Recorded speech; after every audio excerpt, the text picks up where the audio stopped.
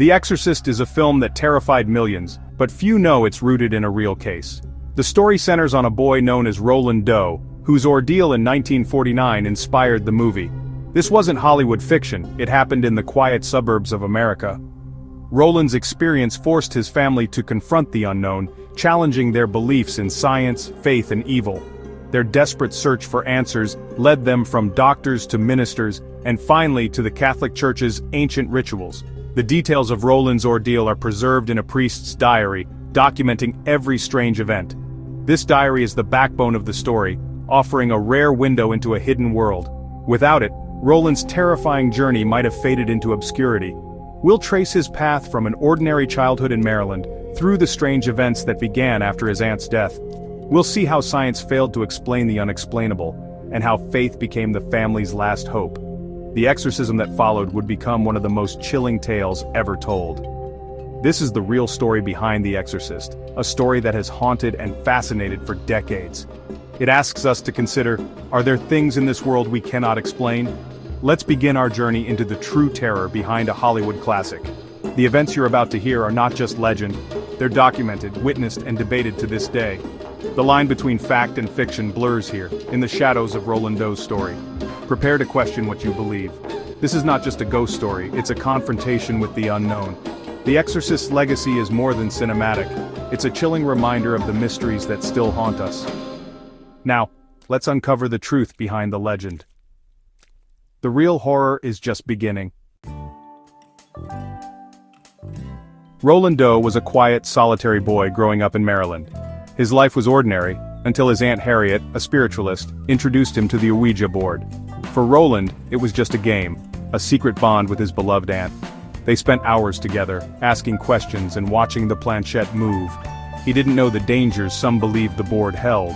After Aunt Harriet's sudden death in 1949, Roland was devastated. Grieving, he tried to contact her using the Ouija board alone. He hoped for comfort, but may have reached something else entirely. That night, the line between play and peril vanished. The Ouija board, once a harmless pastime, became the doorway to a nightmare. Roland's attempt to reach his aunt marked the beginning of his ordeal. The game was over. Something had answered. What followed would shatter his family's peace and change their lives forever. The innocent search for connection unleashed forces they could not control.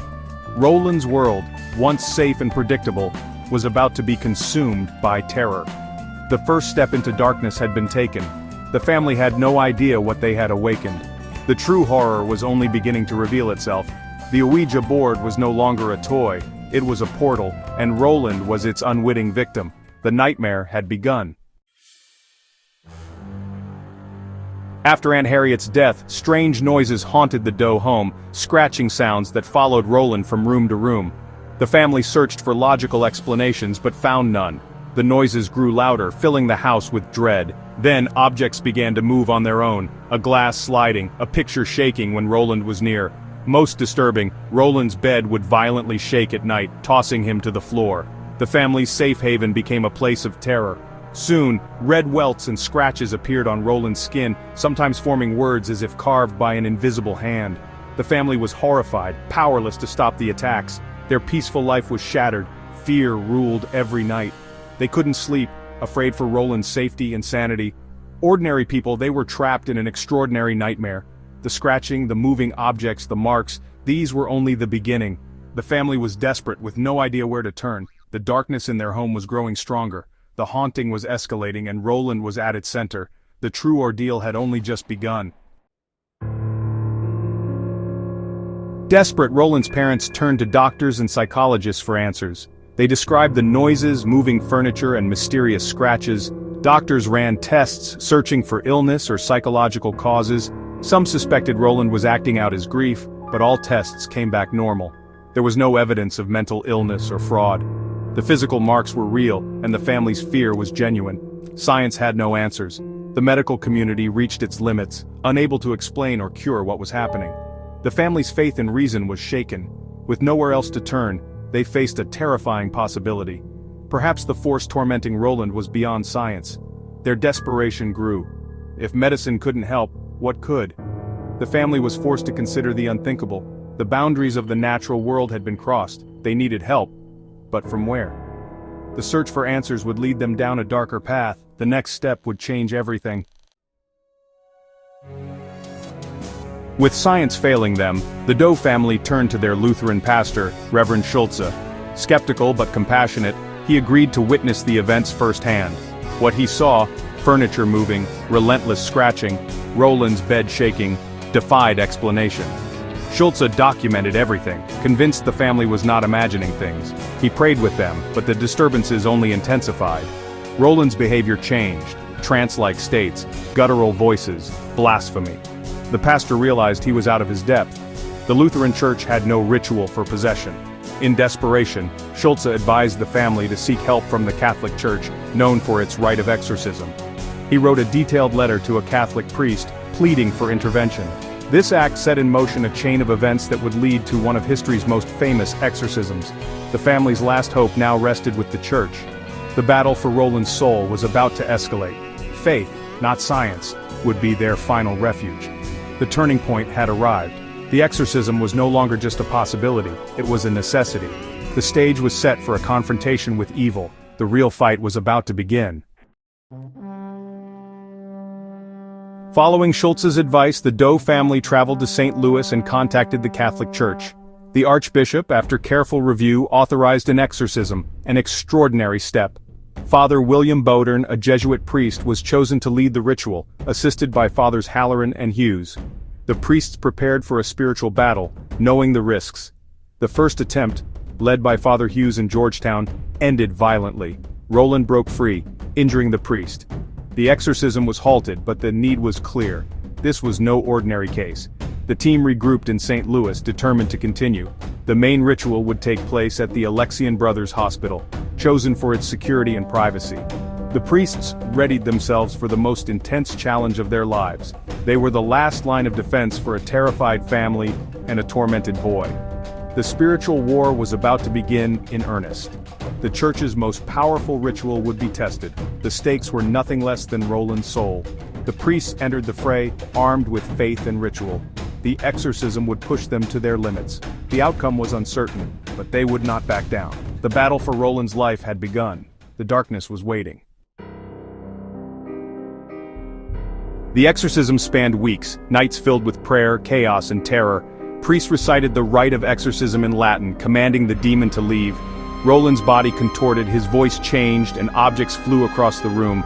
The air was thick with tension and a foul odor. Words like hell and evil appeared in red welts on Roland's skin. The priests documented every event, convinced this was no illness. The entity mocked and threatened them, focusing its rage on Father Bowdern. The priests endured exhaustion and fear, relying on faith alone. They could not give up. Roland's life depended on their resolve. The struggle was relentless, the outcome uncertain. Each night tested their limits. The exorcism was a battle of wills, faith against darkness. The priests pressed on, determined to save the boy. The end was nowhere in sight. The spiritual war raged on. After weeks of relentless struggle, the exorcism reached its climax on April 18th. The entity became violent. Roland screamed as the priests prayed with renewed fervor. Suddenly Roland convulsed, then shouted that Saint Michael the Archangel was present. He pointed to a figure only he could see. A loud bang echoed, then silence. Roland's body relaxed. He opened his eyes and said, "He's gone." The evil presence had been expelled. Peace filled the room for the first time in months. Roland remembered nothing of the ordeal. The marks on his body vanished and his personality returned to normal. The family, grateful and relieved, left St. Louis and resumed their lives in Maryland. The church instructed silence to protect Roland's identity. He grew up, married, and lived a normal life, never again troubled by the supernatural. The priests, forever changed, kept their vow of secrecy. The story could have ended there, a private nightmare. But the diary of the exorcism survived, waiting to be discovered. It would inspire a story that would terrify the world. The legend of the Exorcist was born. For decades, Roland Doe's story remained secret. In 1971, William Peter Blatty published, Inspired by the Real Events. The 1973 film adaptation shocked audiences, becoming a cultural phenomenon. Scenes of levitation, possession, and terror became iconic. The story's roots in reality fueled debate. Was it supernatural or psychological? Skeptics point to adolescent turmoil, Believers cite the diary and witnesses. The case remains one of the most debated in modern history. The Exorcist endures because it blurs the line between faith and doubt. It forces us to confront the unknown. Is evil real? Are there forces beyond our understanding? The chilling true story of Roland Doe ensures we keep asking.